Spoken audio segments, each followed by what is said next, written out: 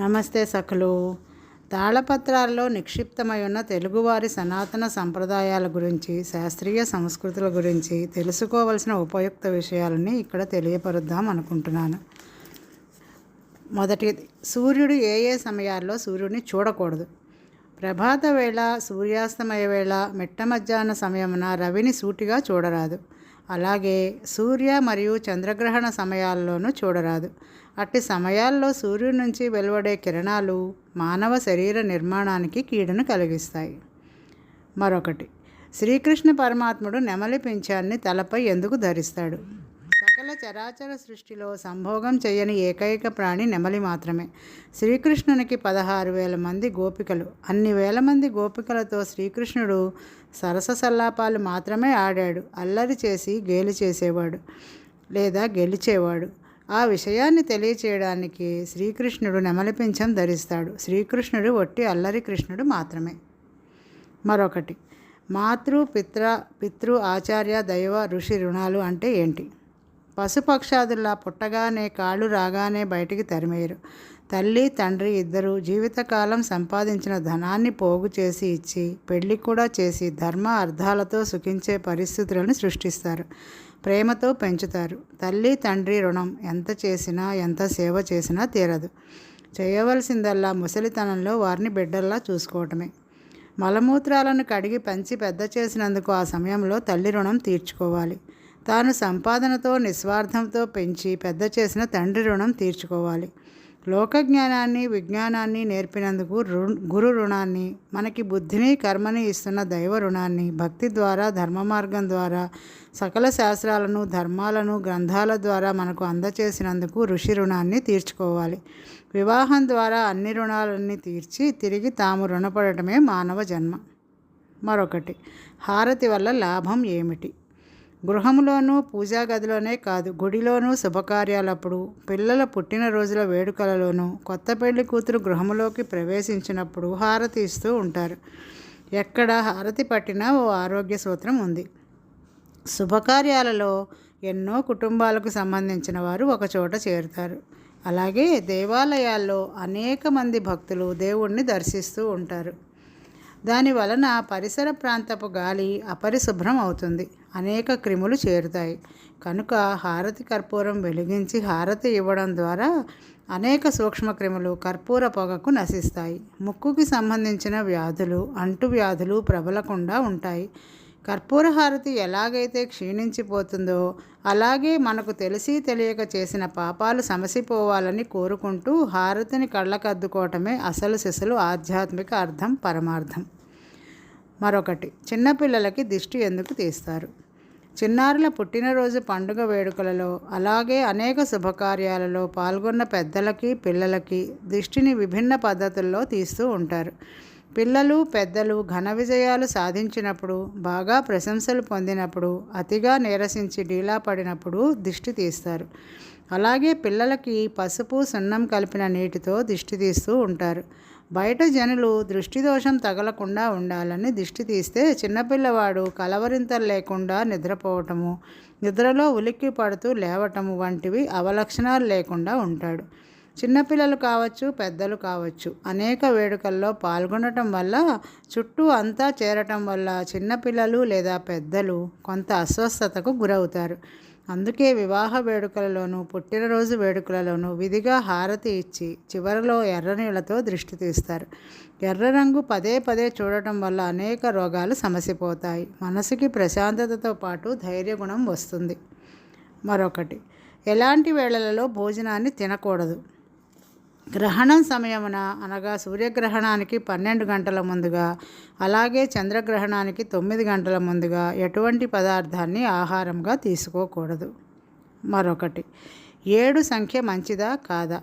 తిరుమల తిరుపతి కొండలు 7. ప్రత్యక్ష దైవం సూర్యభగవానుడి నుంచి వచ్చే కిరణాలు 7. పాతాళం కింద లోకాలు 7. భువర్లోకాలు 7. అలాగే ద్వీపాలు 7. పెళ్లిలో వధూవరులిద్దరూ కలిసి వేసే అడుగులు 7. అగ్నిదేవుని నాలుకలు 7. బ్రహ్మోత్సవాలు జరిగేది 7వ నెలలో. సప్తస్వరాలు కూడా 7. 7 సంఖ్య మంచిది కాదు అని కొందరి మూఢనమ్మకం. 7 కూడా మంచిదే. భగవంతుడు సృష్టించిన ప్రతిదీ మన కోసమే. దాన్ని ఉపయోగించే పద్ధతుల వల్లే ఫలితం మనకి లభిస్తుంది. మరొకటి, దేవునికి దీపారాధన చేసేటప్పుడు దీపాన్ని ఏ నూనెతో వెలిగించాలి? దీపారాధనకు ఆవు నెయ్యి ఉత్తమం, మంచి నూనె మధ్యమం, ఇప్ప నూనె అధమం. ఆవు నెయ్యితో వెలిగించిన దీపం యొక్క ఫలితం అనంతం. అష్టైశ్వర్యాలు, అష్టభోగాలు సిద్ధిస్తాయి. వెండి లేదా పంచలోహాలతోనూ మట్టితో చేసిన దీపాలు అత్యుత్తమం. అలాగే ఆముదంతో వెలిగించి చేసే దీపారాధన వల్ల దాంపత్య సుఖము, జీవిత సౌఖ్యము కలుగుతాయి. వేరుశనగ నూనెతో దీపారాధన చేయరాదు. శ్రీ మహాలక్ష్మికి ఆవు నెయ్యి దీపము, గణపతికి నువ్వుల నూనెతో వెలిగించిన దీపము చాలా ఇష్టం. మరొకటి, లక్ష్మీదేవి తామర పువ్వులోనూ ఇరుపక్కల ఏనుగులతోనూ ఎందుకు ఉంటుంది? సరస్సులో తామర నిలకడగా ఉండదు. నీటి ప్రవాహానికి కదులుతూ అటూ ఇటూ ఊగుతూ ఉంటుంది. తాను నిలకడలేని దానిని అని చెప్పడమే లక్ష్మీదేవి తామర పువ్వులో కొలువై ఉండడంలోని పరమార్థం. ఇక ఇరుపక్కల ఉన్న ఏనుగులకు అర్థం ఏమిటంటే శ్రీ మహాలక్ష్మి ధనబలము, గజబలము అంతటిది అని అర్థం చేసుకోమని పరమార్థం. మరొకటి, తిరుమల తిరుపతిలో పూలబావి ప్రత్యేకత ఏమిటి? అద్దాల మండపానికి ఉత్తరం దిక్కున ఉంది ఈ పూలబావి. స్వామివారికి సమర్పించిన తులసి, పూలదండలు, పువ్వులు ఎవరికీ ఇవ్వకుండా ఈ పూలబావిలోనే పడేస్తారు. ఆపద వచ్చినప్పుడు తొండమానుడు ఈ పూలబావి రహస్య సొరంగ మార్గం ద్వారానే ఆ వెంకటేశ్వర స్వామిని శరణు వేడాడు. స్వామివారు ఆ ఆపద సమయంలో ఏకాంతంగా ఉన్నారు. తొండమానుడిని చూసి శ్రీ మహాలక్ష్మి సిగ్గుతో శ్రీ మహావిష్ణువు వక్షస్థలంలో చేరింది. అదే సమయంలో భూదేవి తొండమానుడు కట్టించిన పూలబావిలోకి వెళ్ళి రహస్యంగా దాక్కుంది అని పురాణాల గాథ. మరొకటి, ఉత్తరం దిక్కున తలపెట్టి ఎందుకు నిద్రించరాదు? మన భూమిలో గురుత్వాకర్షణ శక్తి ఉత్తర దక్షిణాలుగా ఇమిడి ఉంటుంది.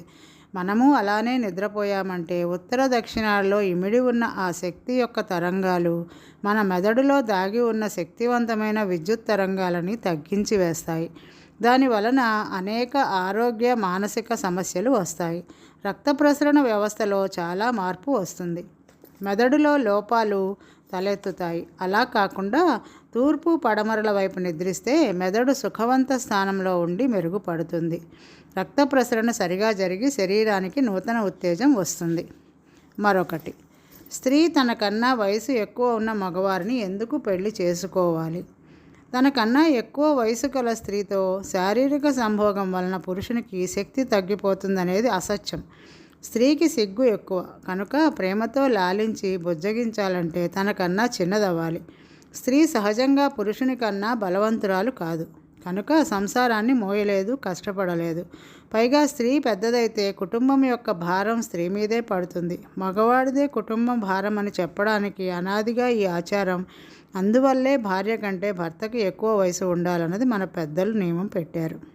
మరొకటి, పూజలో కొబ్బరికాయ కుళ్ళితే మంచిదా కాదా?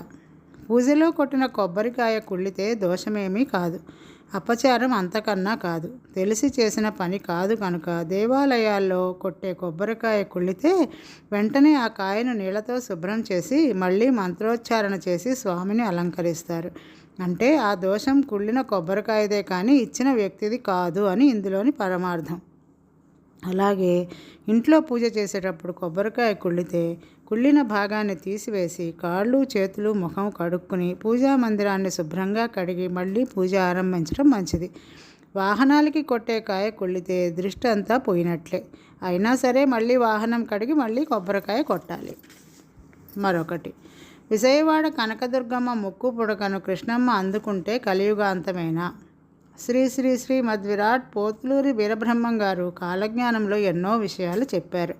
ధూమ శకటాలు నడుస్తాయని, ముఖానికి రంగేసుకున్న వారు దేశనాయకులు అవుతారని, భర్త లేని స్త్రీ రాజ్యం ఏలుతుందని, తాగే మంచినీళ్లు కొనుక్కుంటారని ఆయన చెప్పినవన్నీ జరిగాయి. విజయవాడ కనకదుర్గమ్మ ముక్కు పుడకను కృష్ణమ్మ అందుకుంటే కలియుగం అంతమైపోయినట్లే. అంత ఎత్తున కృష్ణమ్మ ఎగిస్తే ఇక భూమి మీద ఏం మిగులుతుంది? మరొకటి, కార్తీక మాసంలో ఆహారంతో పాటు తీసుకోకూడనివి ఏమిటి? ఉల్లిపాయ, ఇంగువ, ముల్లంగి, ఆనపకాయ, మునక్కాయ, వంకాయ, గుమ్మడికాయ, పుచ్చకాయ, వెలగపండు, చద్ది అన్నము, మినుములు, పెసలు, శనగలు, ఉలవలు, కందులు ఇవన్నీ వాడరాదు. అష్టమి నాడు కొబ్బరి, ఆదివారం ఉసిరి తినరాదు. మరొకటి, మంగళ శుక్రవారాలు ఇతరులకు డబ్బు ఎందుకు ఇవ్వరు? సంపాదించేవాడు సంపాదిస్తుంటే ఖర్చు చేసేవాళ్ళు ఖర్చు చేస్తారు. కనీసం ఆ 2 రోజులైనా ఆ సోమరితనాన్ని ఆపాలి అన్న ప్రయత్నం.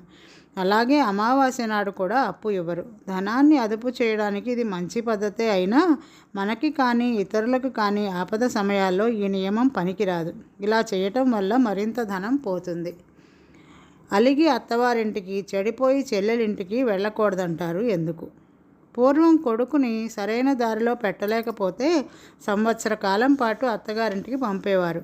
అంటే అప్పట్లో అది శిక్షతో సమానం. తన వారి మీద అలిగి అత్తవారింటికి వెళ్తే ఎవరైనా సరే తన ఆర్థిక స్వేచ్ఛను, సాంఘిక స్వేచ్ఛను, మానసిక ఆనందాన్ని కోల్పోతారు. అలాగే చెడిపోయి చెల్లెలింటికి వెళ్ళరాదు. ఆడపిల్ల పుట్టింటి నుంచి ప్రేమానురాగం, ధనము ఆశిస్తుంది. అటువంటి చెల్లెలి ఇంటికి వెళ్ళి ఆ 3 ఆమె నుంచి ఆశించడం వల్ల చులకనవుతారు. కానీ వాస్తవానికి చులకనయ్యేది మనమే కాదు, అత్తగారింట్లో ఉన్న చెల్లి కూడా. ఈరోజుకి ఇవి సమాప్తం. రేపు మరికొన్నిట్లో కలుద్దాం, మరికొన్ని విషయాలతో కలుద్దాం. సకలు నమస్తే.